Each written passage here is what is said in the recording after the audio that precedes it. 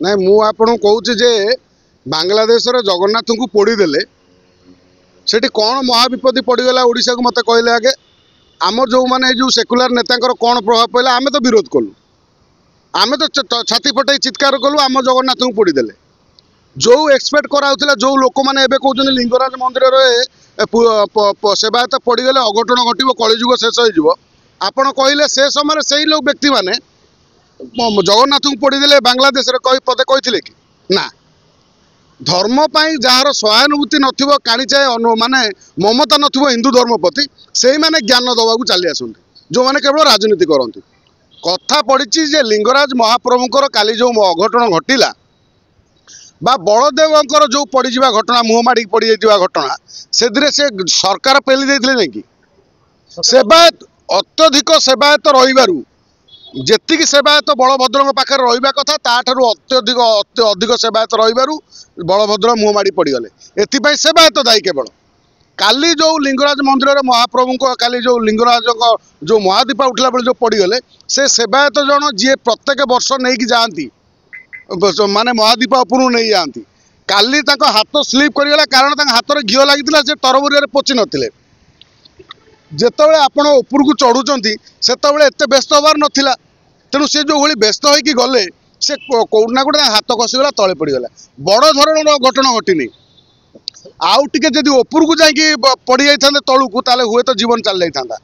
जो सेवायत जनक आम भुवनेश्वर आम महाप्रभु सेवायत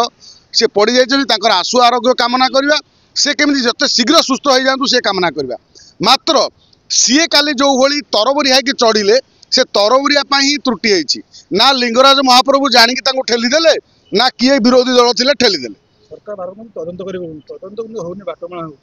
ना ना तदंत आधार कौन करेंगे से किए ठाकुर पेलदेले बोले किए पेलदेले तदंत करेंगे सेठी गोटे अवहेलू गोटे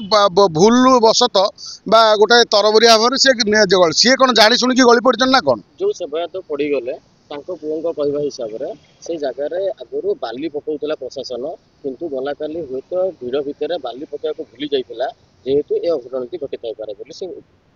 देख तांको प्रशासनिक कथार बाली पड़िया कथा सेठी कौन सेवायत किसी भूमिका ना ना कौन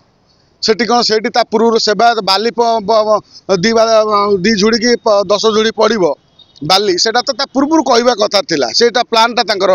एधिरे जे प्रशासन केवल त्रुटि करिवो ए प्रशासन को आमे दोष दबा निहाती दरकार कारण जी जो सरकार थिबो ता मुंडरे ही अठा बोला हम किंतु कथा होची जे काली जो घटना घटिला ये घटना ये मंदिर भीतर जो कामटी अच्छी से कामटी देखो काली सारा ओडिशा रे जेते जगार महादीपा उठी कौटी अघटन होती लिंगराज महाप्रभु पाखे जो काली प्रथम अघटनटी घटिला मु भावुची मुझे देखिबार प्रथम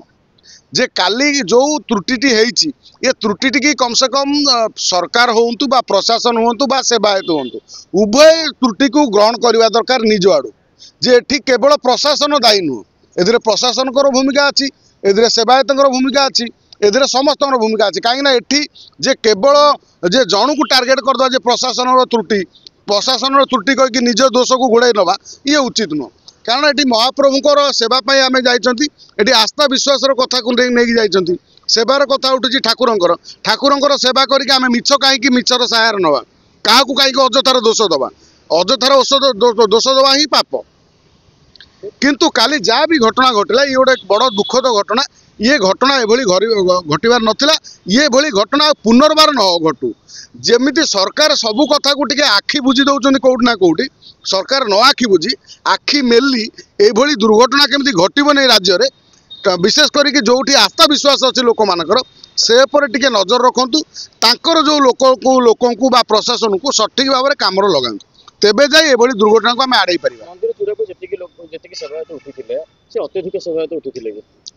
ना सहीटा मुझे कहीं सेवायत जिते सब अच्छा से मंदिर उपरको पूर्व चढ़ती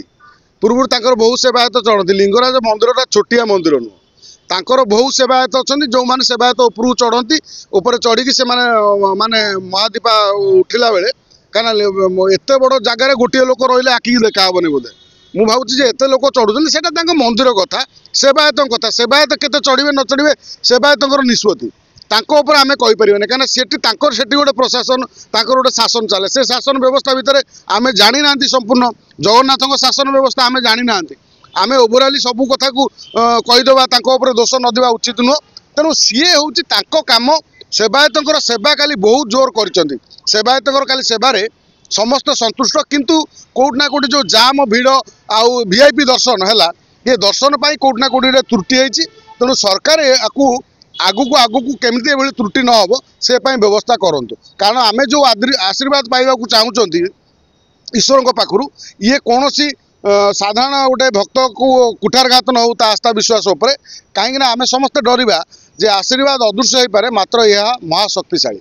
ଭିଆଇପି ପାସ୍ ନେଇ କ'ଣ କହିବେ? ଭିଆଇପି ପାସ୍ ଓଡ଼ିଶାରୁ ଭାରତ ବର୍ଷରୁ ବନ୍ଦ ହେବା ଦରକାର। ଭିଆଇପି ନାଁରେ କେବଳ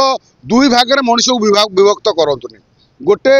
ହେଉଛି ଧନୀ ଲୋକ, ଗୋଟେ ଦରିଦ୍ର ଲୋକର ଯେଉଁ ତାରତମ୍ୟ ଦେଖାନ୍ତୁନି। ଭିଆଇପି ତାଙ୍କର ପାସ୍ଟେ ନେଇକି ଆରାମସେ ଜଗନ୍ନାଥ ଠାକୁରଙ୍କୁ ଦର୍ଶନ ଲିଙ୍ଗରାଜକୁ କରିଦେବେ। ଆଉ ଆମେମାନେ ଯେଉଁ ସାଧାରଣ ମଳିମୁଣ୍ଡିଆ ଲୋକ ଅଛୁ, ଆମେ କ'ଣ ଧାଡ଼ିରେ ପେଲା ଠେଲା ହେଇକି ଯିବୁ? ଆଉ ଠାକୁର କହୁଛନ୍ତି ଯିଏ ପେଲା ଠେଲା ହେଇକି ଆସିବ ମୁଁ ତାଙ୍କୁ ଆଶୀର୍ବାଦ ଦେବି। ଯିଏ ମାନେ ଯେଉଁ ଭିଆଇପି ପାସ୍ରେ ଆସିବ ତାଙ୍କୁ କିଛି ଆଶୀର୍ବାଦ ଫାଶୀର୍ବାଦ ମିଳିବନି। ସିଏ କେବଳ ଖାଲି ଠାକୁରଙ୍କୁ ଦେଖିକି ଆସିବେ, କିନ୍ତୁ ଆଶୀର୍ବାଦ କିଛି ଫଳ ଶୂନ୍ୟ।